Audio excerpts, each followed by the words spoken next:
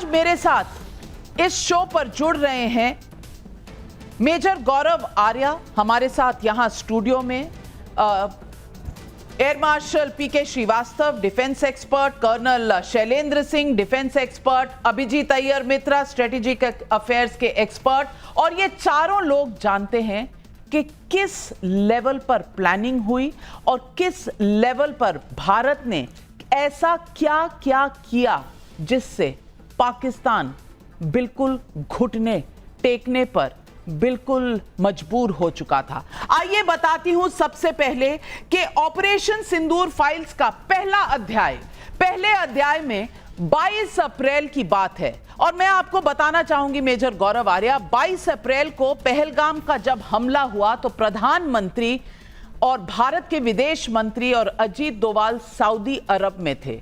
तीनों के बीच में एक मीटिंग हुई। सऊदी अरब में जब उन्हें यह इंफॉर्मेशन मिली कि भारत पर इस तरह का टेरर हमला हुआ है, जहां धर्म पूछकर, जहां लोगों को मारा गया, इस तरह के उनके परिवारों के सामने ये किया गया, धर्म पूछ के किया गया, तो प्रधानमंत्री का गुस्सा 7वें आसमान पर था। और उसी दिन तय हो गया था इस मीटिंग के बाद कि इसका बदला लिया जाएगा। और सऊदी अरब में ही ये प्लानिंग और टाइमिंग की जो बागडोर थी वो दी गई उनको जिन्हें डिफेंस की तैयारी करनी थी। तो 22 अप्रैल को तैयारी शुरू हो चुकी थी और उसके बाद 23 अप्रैल जब यहां लैंड किए प्रधानमंत्री, और वो तस्वीरें आपको याद होंगी, प्रधानमंत्री अपने एयरक्राफ्ट से उतरे और उतरने के बाद फॉरेन सेक्रेटरी उनसे मिले। एनएसए डोभाल जो प्लेन में उनके साथ आए थे उतरे थे और उन्हें बुलाया गया, गाड़ी में मत जाओ इधर आओ। पहले वहां पर एक छोटी वार्ता हुई, फिर एयरपोर्ट पर एक मीटिंग हुई। आपको यह सब याद होगा, मैं फिर से दोहराना चाह रही हूं। उसी दिन यह तय हो गया था कि इसकी टाइमिंग बस 2 हफ्ते 20 दिन से ज्यादा नहीं होनी चाहिए। और ये तस्वीरें हैं जो तब की बता रही हैं कि किस तरह पहले एयरपोर्ट पे और उसके बाद प्रधानमंत्री के घर पर मीटिंग का दौर शुरू हुआ। मैं ये भी बता दूं आपको कि अजीत डोभाल, जनरल अनिल चौहान जो सीडीएस हैं, चीफ ऑफ डिफेंस सर्विसेज हैं, जनरल उपेंद्र त्रिवेदी सेना प्रमुख, air chief marshal AP Singh और एडमिरल दिनेश त्रिपाठी, ये तीनों लोग मिलकर उसके बाद एक मीटिंग्स का और प्लानिंग का दौर चला। 47 मीटिंग्स हुई। मैं आपको बताना चाहती हूं ये 47 मीटिंग्स कहां हुई। आप में से कोई गेस कर सकता है कि कहां हुई, किसने की, कैसे हुई? मेजर गौरव आर्या। मुझे तो लगता है कि लोक कल्याण मार्ग में हुई होंगी या लोक कल्याण मार्ग में। जी, आपका क्या गेस है? लोक कल्याण मार्ग, प्राइम मिनिस्टर 1 एयरक्राफ्ट पे और सऊदी अरेबिया में। आपका क्या गेस है? अगर आप गेस करने को बोलेंगे तो मैं एक चीज पर बड़ा कॉन्फिडेंट हूँ, ये मेरे यहाँ नहीं हुई। ज्यादा बड़ी बात देखिए, ये बातें जब सीक्रेट होती हैं तो उसका पार्ट में सिर्फ आपसे ये बता सकता हूँ कि मेरे यहाँ नहीं हुई और मैंने नहीं कराई। अच्छा, इनकी बात तो सही है ही है, लेकिन एक बात है, ये लोक कल्याण मार्ग पे ही हुई होगी। मैं आप तीनों के मैं आपको बता दूं कि ये लोक कल्याण मार्ग की 47 मीटिंग्स नहीं है। ये 47 मीटिंग्स सिर्फ और सिर्फ डिफेंस एक्सपर्ट्स की थी, जिनको लीड किया था national security adviser Ajit Doval ने। उनके साथ थे CDS chief of defence services Anil Chauhan और तीनों सेना और मैं आपको बता दूं, पहली मीटिंग प्लेन में हुई थी, उसके बाद निर्देश प्लानिंग के दे दिए गए थे। वो उस मीटिंग में और ये एआई जेनरेटेड विजुअल्स हैं, प्लेन में हुई थी जब सऊदी अरब से भारत वापस लौट रहे थे। इस मीटिंग में डोभाल साहब प्रधानमंत्री थे और इस तरफ बैठे हुए जो आपको ये एआई जनरेटेड तस्वीरें हैं जहां पर फॉरेन मिनिस्टर जयशंकर भी हैं। लेकिन 47 मीटिंग ना लोक कल्याण मार्ग में हुई, ना डिफेंस मिनिस्ट्री में हुई, ना एयर हेडक्वार्टर में हुई, ना नेवल हेडक्वार्टर में, ना आर्मी हेडक्वार्टर में, ना नेशनल सिक्योरिटी एडवाइजर का जो सेक्रेटेरिएट है वहां हुई। ये एक सेफ हाउस में हुई। 47 मीटिंग्स एक safe house, undisclosed safe house में हुई हैं और ये 47 मीटिंग्स की कहीं किसी को खबर तक नहीं थी। किसी भी सरकार के किसी अंग को नहीं पता था, जिसमें सिर्फ टॉप ऑफिशियल्स थे। कुछ मीटिंग्स में सारे मौजूद होते थे, कुछ में जहां आर्मी का पहलू होता था वहां आर्मी के साथ सीडीएस और एनएसए होते थे, कुछ नेवल का होता था तो नेवल और एनएसए और सीडीएस होते थे।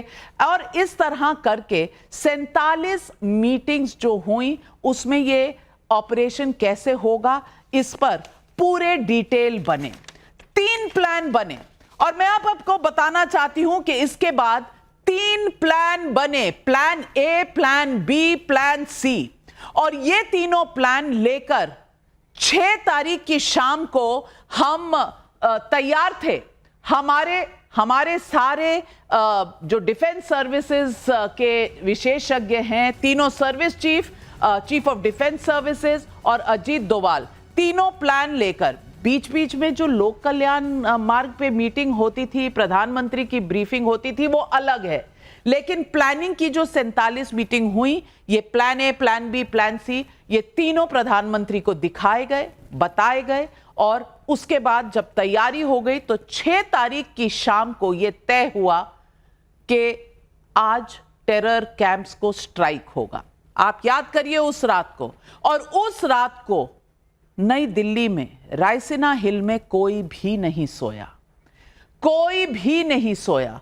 और ये plan A, plan B, plan C के असेसमेंट के पैरामीटर्स तय किए गए। और पैरामीटर्स क्या थे मैं वो भी आपको दिखाना चाहती हूं।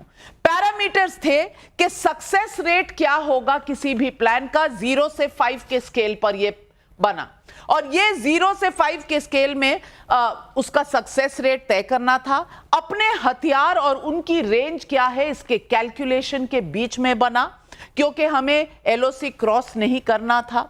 उनके हथियार और उनकी रेंज और उनकी तैयारी क्या है, यानी कि पाकिस्तान की, उस पर भी बहुत दारोमदार था, वो भी देखा गया।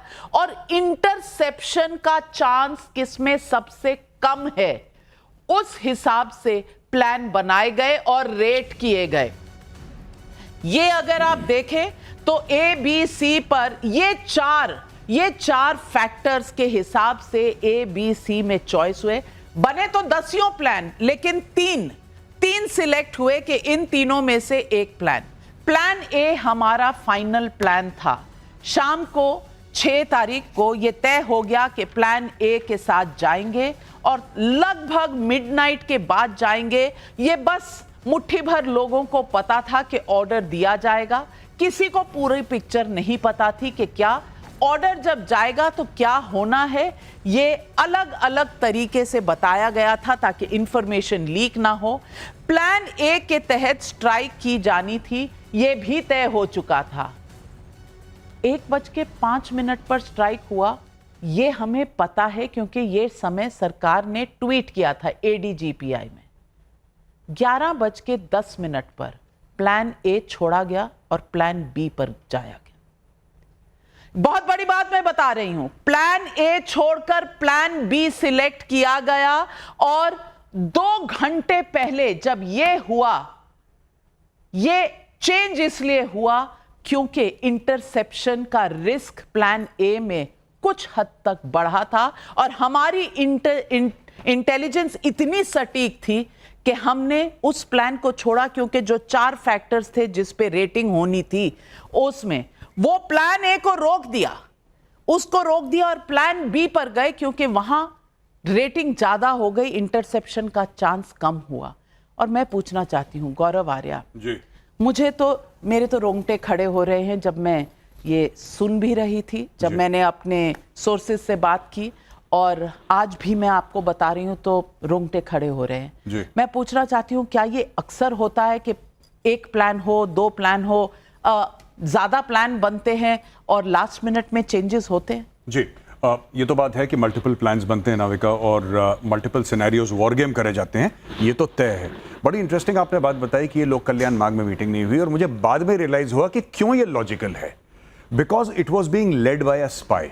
आप देखिए, अगर ये कोई फौजी लीड करता, फौजी सेफ हाउस में मीटिंग नहीं करता, फौजी अपने इलाके में मीटिंग करता। लेकिन डोवाल साहब की एक खासियत है, जब प्रेशर आता है या जब कोई ऐसी बात आती है, the first thing is go analogue, don't go digital, switch off everything digital, disappear from the map, आप गायब हो जाइए। अच्छा, लोक कल्याण मार्ग के बाहर तो खड़े हैं सब कैमरा लेके, तो पब्लिक को दिखाने के लिए ये भी डिसेप्शन की प्लानिंग है। देखिए कितने, जो हम भेद कहते हैं, साम दाम दंड भेद, ये भेद है, ये कितने हाई लेवल की मीटिंग। अच्छा, ये लोक कल्याण मार्ग गया, प्रधानमंत्री से ये मिलेंगे, प्रधानमंत्री से ये मिलेंगे, प्रधानमंत्री की मीटिंग।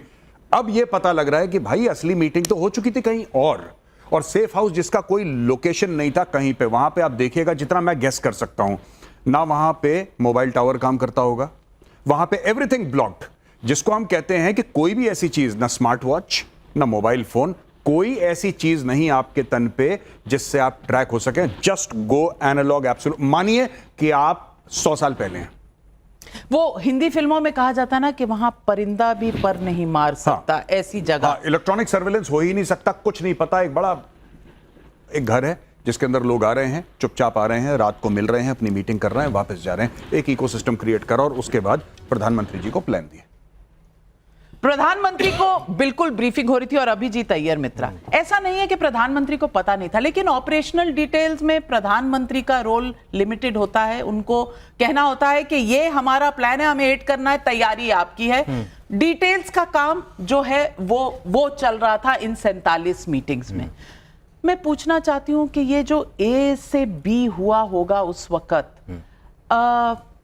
पाकिस्तान जायजा ले रहा होगा, कितनी उनकी इंटेलिजेंस थी? क्योंकि उस रात जब ये स्ट्राइक हुए तो कहा तो ये जाता है कि नील बटे सन्नाटा था, पाकिस्तान को कुछ पता नहीं था।